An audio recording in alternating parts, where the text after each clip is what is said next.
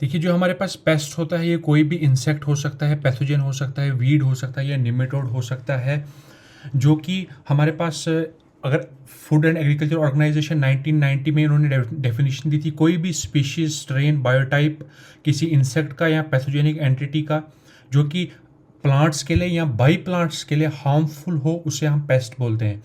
जो पेस्ट जो है वो फ्रेंच वर्ड पेस्टिस से डिराइव हुआ है, जिसका नाम प्लेग होता है, और जो कि फ्लीज कॉज करता है, जिसको हम पिस्सू बोलते हैं।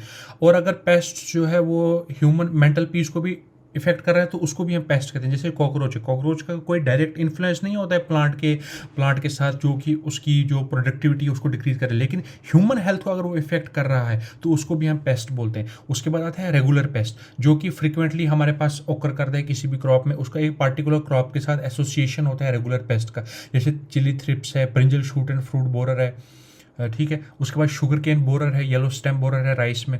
ओकेजनल पेस्ट क्या होता है, जिसका एक किसी एक पार्टिकुलर क्रॉप के साथ एसोसिएशन होता है, लेकिन ओकेजनली वो आता है। जैसे राइस के स्वाम है, पैडी फ्ली बीटल है।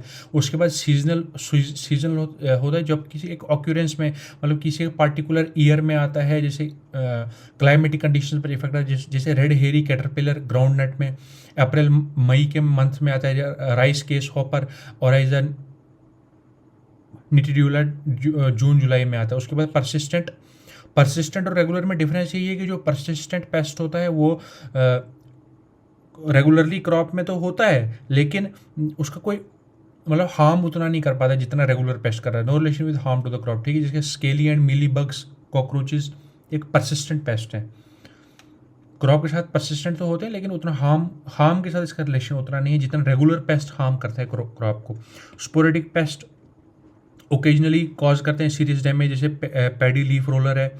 सकिंग पेस्ट सॉर्गम में है, ठीक है। उसके बाद आता है एपिडेमिक पेस्ट होता है जो कि एक आउटब्रेक, जैसे सडन इंक्रीज, मतलब कि बहुत ज़्यादा उनका इंक्रीज हो जाता है लार्ज नंबर्स में किसी एक एरिया में एक पार्टिकुलर टाइम में, उसको हम कहते हैं एपिडेमिक पेस्ट। एंडेमिक क्या होता है, एंडेमिक मीन्स किसी एक नेटिव प्लेस पर अगर एक पार्टिकुलर पेस्ट आता है उसको हम कहते हैं नेटिव पेस्ट। परमानेंटली एस्टेब्लिश किसी एरिया में अगर हो रहा है, जैसे सिट्रस ब्लैक फ्लाई है, नागपुर एरिया में सिट्रस ब्लैक फ्लाई होती है।